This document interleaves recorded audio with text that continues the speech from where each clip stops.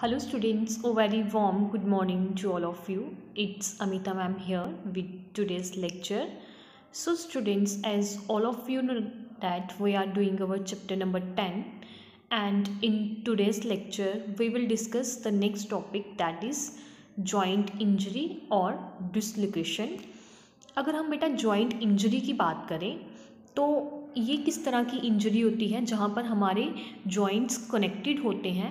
अगर वहाँ पर हमारी इंजरी होती है, उस पार्टिकुलर एरिया पे इंजरी हो, that is known as your dislocation.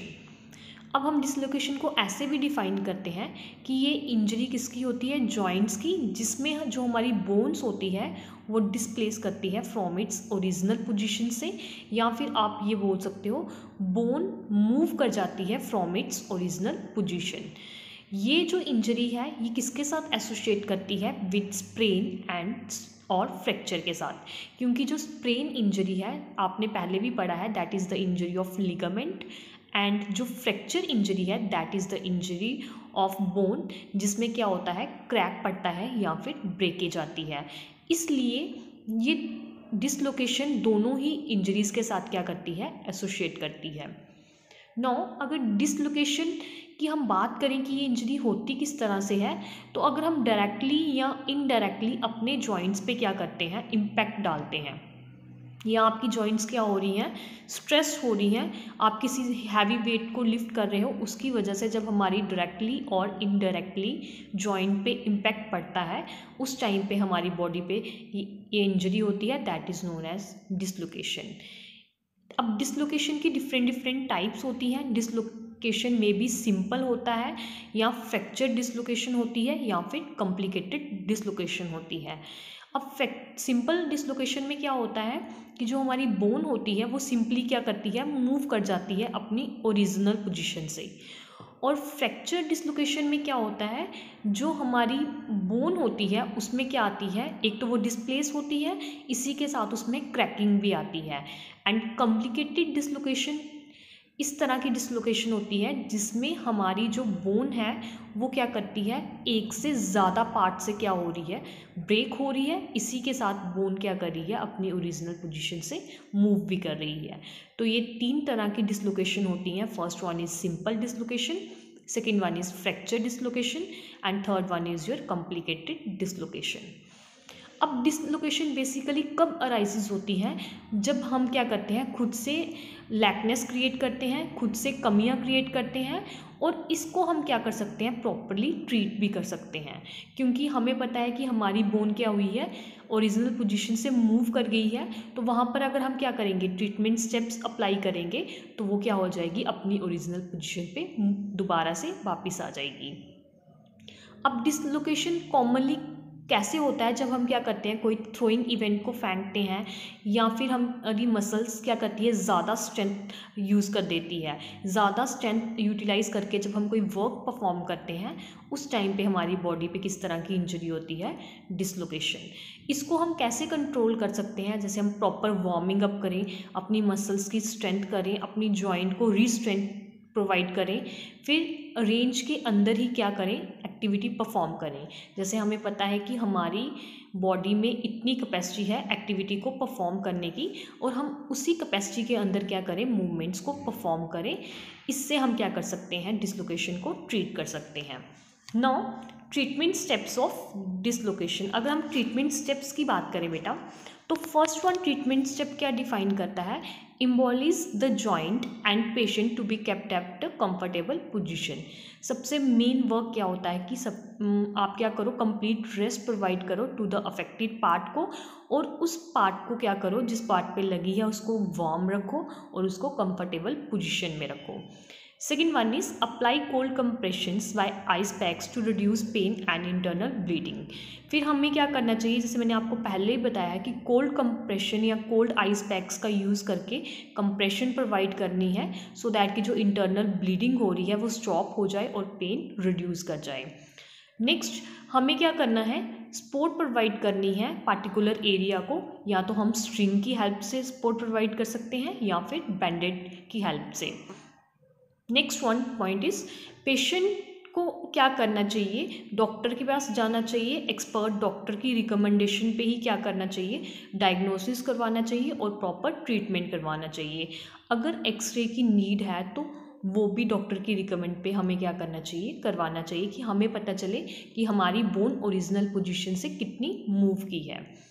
Next one point is, जो एक्सपर्ट होते हैं उनको क्या करना चाहिए, इम्बोलाइज करना चाहिए बाय यूजिंग प्लास्टर करके बोन को अपनी ओरिजिनल पोजीशन पे लाने के लिए या फिर जॉइंट को अपनी ओरिजिनल पोजीशन पे लाने के लिए प्लास्टर अप्लाई करना चाहिए। और हमें ये प्लास्टर किससे करवाना चाहिए, जो एक्सपर्ट डॉक्टर होते हैं। हमें खुद से अपनी बोन को सेट नहीं करना चाहिए। ये होल प्रोसेस को हमें कितनी वीक तक रिपीट करना चाहिए, 3 to 6 वीक तक। अगर हमें पता है कि हमारी जो जॉइंट है जो डिसलोकेट हुई थी, आहिस्ता आहिस्ता वो प्रोग्रेसिव वे में अपनी ओरिजिनल पोजीशन पे आ रही है, तो देन हमें क्या करना चाहिए, रिहैबिलिटेशन एक्सरसाइजेस परफॉर्म करने चाहिए, जिससे क्या होगा, हमारी जॉइंट में दोबारा से रीस्ट्रेंथ आएगी। तो बेटा ये थी आपकी जॉइंट क्या होती है और उसके क्या ट्रीटमेंट स्टेप्स हैं। अब हम next question, short answer type question discuss करेंगे, that is explain the causes of sport injuries. कौन कौन से काजेज होते हैं जिससे एक इंडिविजुअल पर्सन में स्पोर्ट इंजरीज होती हैं। First one is lack of physical fitness of a player. जब एक इंडिविजुअल प्लेयर में क्या हो, फिजिकल फिटनेस की लैकनेस हो, उससे क्या होती हैं, स्पोर्ट इंजरीज होती हैं। Next one is lack of mental और साइकोलॉजिकल रीडिंग्स और एटीट्यूड। जिस पर्सन का जो मेंटल आईक्यू लेवल होता है वो अच्छा नहीं है, या फिर उसका साइकोलॉजिकल रीडिंगनेस या फिर उसका जो एटीट्यूड है अगर वो परफेक्ट नहीं है, तब भी क्या होगी, स्पोर्ट इंजरीज होने के चांसेस होंगे। नेक्स्ट, अगर पर्सन क्या नहीं कर रहा है, प्रॉपर वार्मिंग अप नहीं कर रहा है बिफोर द कंपटीशन, या फिर जिस एक्टिविटी में वो पार्टिसिपेट कर रहा है, तब भी क्या होती हैं, स्पोर्ट इंजरीज होती हैं। फैकल्टी और इम्प्रॉपर इक्विपमेंट्स। जब हमारे पास अच्छी फैकल्टी नहीं होती जो हमें ट्रेन कर पाए, या फिर हम प्रॉपर इक्विपमेंट का यूज़ कर रहे हैं, तब भी क्या होगी, स्पोर्ट इंजरीज होंगी। Next one is faculty movement in skill action. आप ये बोल सकते हो कि जब हमारी मूवमेंट्स में क्या आते हैं, जो हम स्किल्स परफॉर्म करते हैं उसमें कोई फॉल्ट आ जाए, उस वजह से भी क्या होती हैं, कॉमन स्पोर्ट इंजरीज होती हैं। नेक्स्ट वन, जब हम प्रॉपर रूल्स एंड रेगुलेशंस को फॉलो नहीं करते हैं गेम के अंदर, तब भी किसके चांसेस अराइजेज होते हैं, स्पोर्ट इंजरीज के। जब हमारे जो ग्राउंड की मेंटेनेंस है, आपकी प्लेइंग फील्ड की जो मेंटेनेंस है वो पुअर हो, जैसे प्रॉपर इन्वायरमेंट में हमें एक्टिविटी परफॉर्म करने के लिए नहीं मिल रही हो, तो वहाँ पर क्या होंगे, ज़्यादा चांसेस होंगे कॉमन स्पोर्ट इंजरीज के।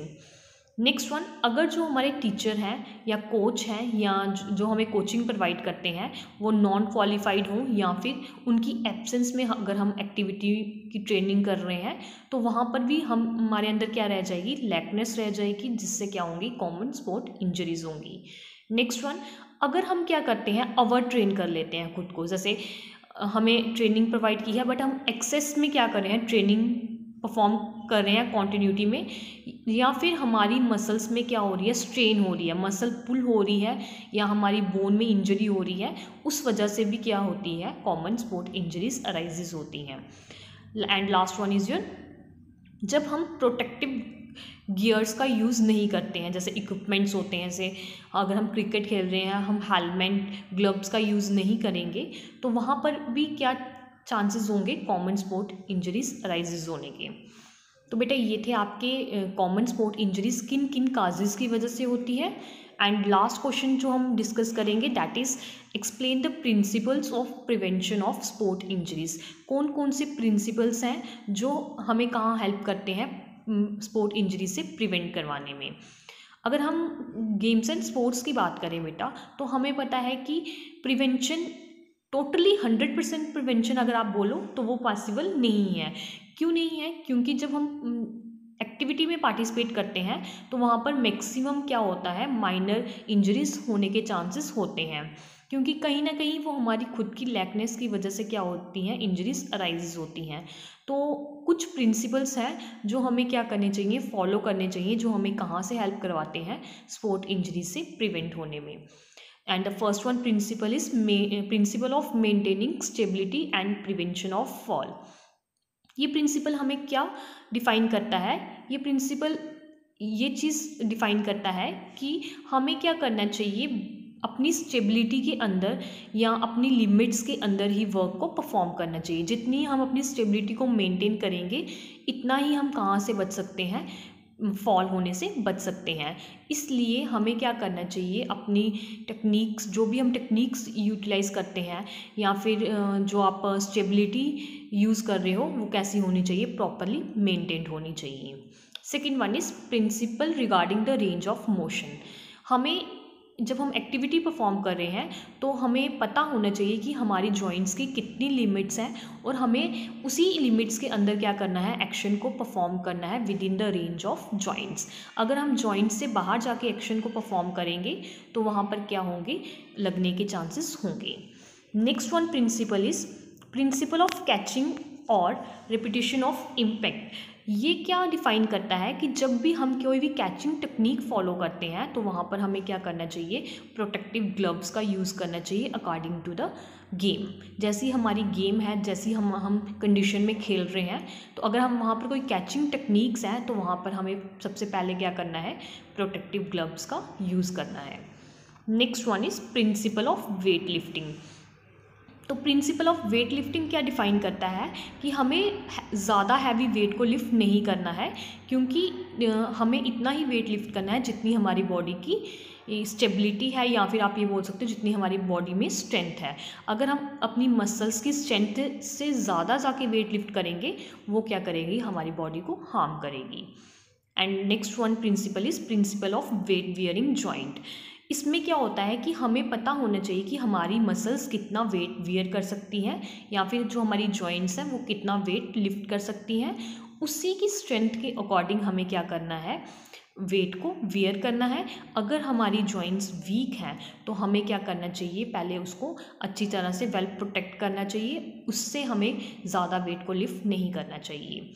And last one principle is principle of circular motion. तो अगर हम प्रिंसिपल ऑफ सर्कुलर मोशन की बात करें तो ये क्या डिफाइन करता है, हमें उन ही प्लेयर्स को क्या करना चाहिए, सर्कुलर मोशन या स्विमिंग एक्टिविटीज़ को परफॉर्म करना चाहिए जिनकी बॉडी में क्या हो, सफिशिएंट स्ट्रेंथ हो। अगर वो क्या करते हैं, ज़्यादा वेट लिफ्ट करते हैं या ज़्यादा स्ट्रेंथ वाली एक्टिविटीज़ लिफ्ट करते हैं, उससे क्या होगा, उनकी बॉडी में लगने के चांसेस ज़्यादा अराइजेज होंगे, जॉइंट्स में प्रॉब्लम्स क्रिएट होगी, जिसकी वजह से वो क्या कर जाएंगे, स्विमिंग एक्शन को परफॉर्म नहीं कर पाएंगे। इसलिए जो पर्सन परफेक्ट है सर्कुलर मोशन या स्विमिंग मोशंस की एक्टिविटी परफॉर्म करने के लिए, उन्हीं को क्या करना चाहिए, ऐसी एक्टिविटीज़ परफॉर्म करनी चाहिए। तो ये था बेटा हमारा principles of prevention of sport injuries. इसी टॉपिक के साथ हमारा चैप्टर नंबर 10 आज कंप्लीट होता है। नेक्स्ट लेक्चर में हम नेक्स्ट चैप्टर को डिस्कस करेंगे। Thank you, have a nice day.